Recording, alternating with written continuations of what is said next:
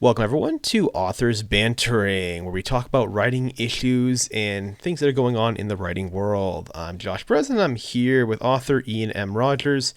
As always, this is just kind of a sit around show where we just kind of talk about a certain issue in writing. It's the kind of thing that me and Ian would talk about just one to one if we were out at getting food, drinking, whatever.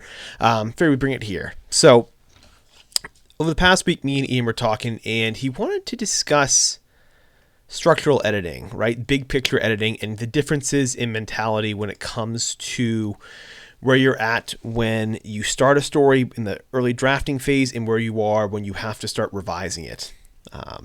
And Ian, obviously being the actual, much more accomplished editor than myself, I figured I'd let him start it off here. But I think for me, though, at least, I think it's simply just the adage of, first draft you kind of do for yourself, the second draft you do for an audience. I'm not sure if you find that's the same thing or if that tends to be kind of how you approach it, but at least for me, that's I guess the big picture way of viewing it. Yeah, that's a really good way of phrasing it, Josh. The first draft you do for yourself, the second draft for you do for an audience. I think that mindset is really, really important because it allows writers to be freer on the page because you're not worried about having to do things a certain way or sticking to conventions or, oh, like I quote unquote have to do it this way or there's rules I have to follow. It allows you to be more freer on the page. And then when you have that mindset, I think a lot of really, really interesting things can come out of it.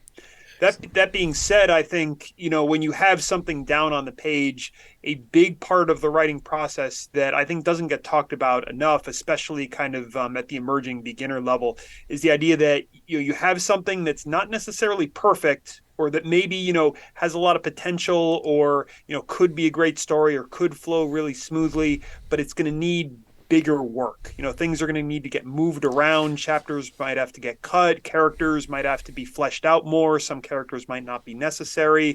Themes need to be brought out more. Scenes need to be shortened or lengthened or moved around. And there's a lot of things that can be done with a story just in terms of changing it, manipulating it, moving it around.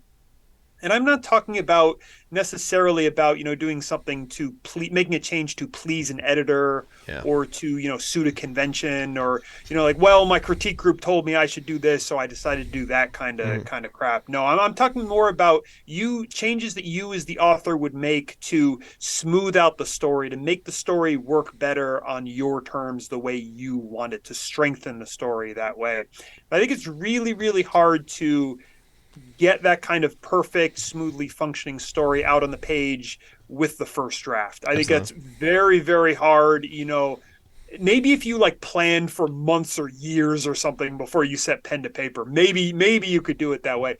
But I think most writers at most stages are going to just have to get a draft that they can get down just in some form, Mm-hmm. and then look at what they have and say, okay, here's what I have, let me try and play with it. And that Right. when I talk about structural editing, that's the kind of thing that I talk about. Absolutely. And I think it comes down to certainly clarity, but I think the other thing too is if you're going into a second draft, you should be focusing more on the structural things, especially at that stage rather than more of the line edits.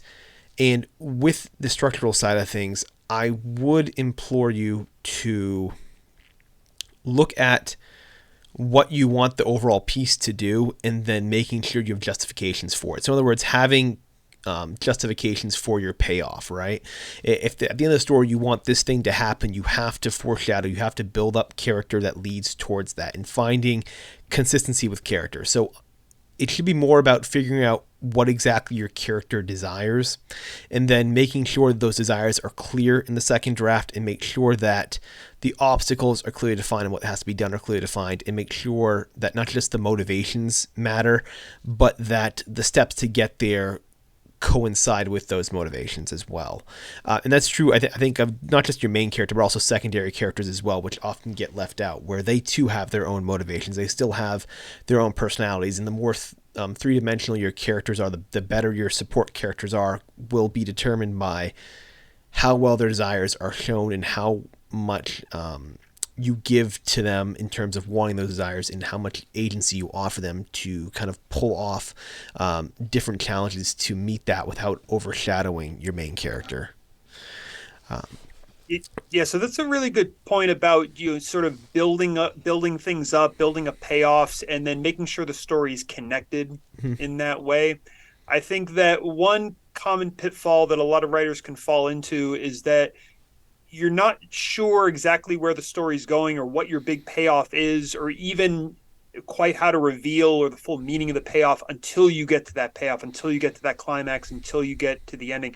Or maybe you have some rough version of it in your head, a kind of shadow, like, okay, I'm pretty sure I want these things to happen. But then when you get to the end of that rough draft, you're like, okay, now I got it. Or Yeah. at least, you have 80, 90% of it.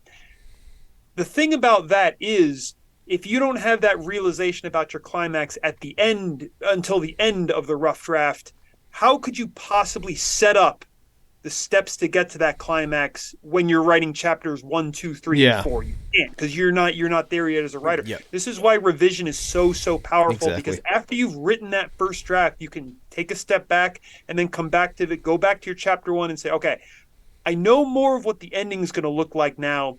Let me make sure that the things in chapters 1, 2, and 3 lead up to that Mhm. ending, to try and connect them in that way, Absolutely. in a way that you couldn't have done before because you didn't know what your ending was before. Exactly. And that goes into like the writer's mind too, right? You can outline, I talk about outlining a lot and the importance of doing it, but you can outline forever. But usually when it comes to especially endings in these sort of destinations you want for our characters, they seem very dreamlike, at least for me basically. They seem very dreamlike when I first write, where even if I've outlined it, I can kind of see what I want. I have a concept in my head. I maybe have like this, maybe a small scene in my mind of how I want something to end or go, but it's not fully fleshed out. And it's not really until I've written to the point where I'm closing in on it that it begins to take hold. And I think it's just the way that our brains work, that we can't really fully see the ending. We can kind of get an outline, a sliver, a picture of it, maybe this nice silhouette of what we want it to look like. But it's not really until we've written there that our brain can kind of put things together, and then it comes clear. And then we have to go back and make these edits, because we have to make it clear for the reader as well, so that way they don't kind of follow our path and spend the first 2/3 of the book in confusion, and then it becomes clear at the very end, because for us that's where it happened. I like that way Yeah. of putting it. I'm a big outliner as well. I'll write, a very broad kind of outline, and then I'll, write chapter outlines where they'll have, 5 or 6 bullet points of things that I want to happen. And then sometimes those bullet points, I'll expand them and, sort of turn them into like a mini paragraph or Mm-hmm. something like that. But I think outlining can be really, really good tool to sort of build up a very vague image in your mind. Yeah. Like, let's say a very general version of what you want to happen in a scene, whether it's the climax or the first scene or whatever it is. So just to throw a rough percentage on that, let's say you understand 20% of the scene, just kind of Mm-hmm. imagining it. By actually sitting down and making an outline, you can maybe get to 30%, maybe even 40%, and then with the rough draft, you can get up there, into your 50, 60, 70, maybe. That's still not quite all there, because again, you're just working with the material for the first time. It's not quite connected to the scenes that follow it yet. And it's only later, as you're working with the entire book and you see those connections, you see how chapter 1 connects to chapter 4, connects to chapter 7, connects to chapter 24, Yep. that you can go back to that original scene and, okay, now I got it, and really begin to rework it to get closer to that 100%, to where it really is firing on all cylinders. Completely. No, I agree with you. And I think I think the crux of what we're trying to get out, I think, is that when it comes to revision, is making everything just seem very clear, like just everything making sense, because you spend so much time discovering this project. Even no matter how well you try to outline, you discover the project as you go along. It's now about making all these other small things clear enough from the beginning that it so appears that the whole time you kind of had this perfect picture image, even though that's not true. Yes, I think that as we write, as we especially with something long like a novel, as we write, we learn more about the story, the characters, the themes, everything. With every day, every hour, every page, these things all become clearer and clearer and clearer, so that by the end of the writing process, we just understand the book so much more than Yes. we did on day one, Mm-hmm. or certainly before day one, when we were just sort of outlining and planning. And I think that discovery process, that understanding the book more little by little, again, is really, really important for any writer to keep in mind. Absolutely. But yeah, so anything else that you want to kind of go over though, as far as structural I mean, edits? I think if you're a writer and you really, really have trouble with editing, if there's a lot of writers who love drafting, love putting the ideas down, but when they think about editing or sit down to edit, they maybe have trouble making these bigger changes. Yeah. I would encourage writers like that to don't be afraid to play around with things, Mm-hmm. move things around, move chapters around, make characters bigger, make characters smaller. Yeah. Don't be afraid to cross out entire paragraphs and rewrite them, set up a scene in a different way. If you can think of your own writing as fluid instead of fixed, your mind will be more open to maybe Mm. crafting things in a different way that'll be more pleasing than what you see on the page. Absolutely. No, exactly right. And it's such a hard thing to do. Structural editing is such a difficult thing. I can talk a lot about line editing and go over that. It Which makes we way will more in sense. another video. Yeah, I was gonna say, yeah. Stay tuned for next week, right? But yeah, structural editing, it's so difficult because it's this very it's either a very natural thing that I think that comes to certain writers where you can just sort of see, I got to make this clear, or you got to point it out. And it seems like if it doesn't come naturally to you, you're going to have to just rely upon others, at least beta readers, critique partners, whatever, to point out these things that they're just not picking up, that them as readers are not picking up, and then you have to just go through and make those corrections. You kind of have to brute force your way, I think, through a lot of structural stuff. If it's just not, if storytelling and understanding these certain concepts does not just come to you, it's unfortunate, but I think it's one of the areas of writing where you have to really brute force it. You can't on your own figure this out if you don't sort of have kind of a natural inclination to understand story and understand concept. I I Yeah. agree with that. I think that a big part of the editing challenge is identifying issues that can be improved upon Yes. or that are just broken and need fixing. Exactly. And I think if you aren't able to look at your piece with fresh eyes, look at the way a stranger would read it, Mm-hmm. look at the way somebody who did not know what the ending of the story was, didn't know the characters.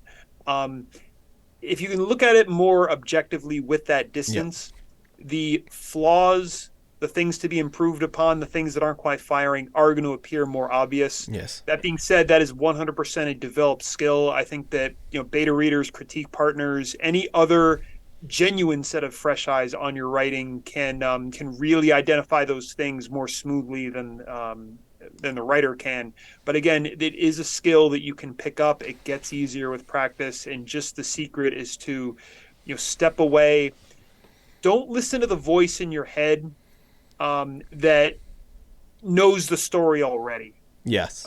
If I can explain that, it's we work with these pieces for so long, and we Mm-hmm.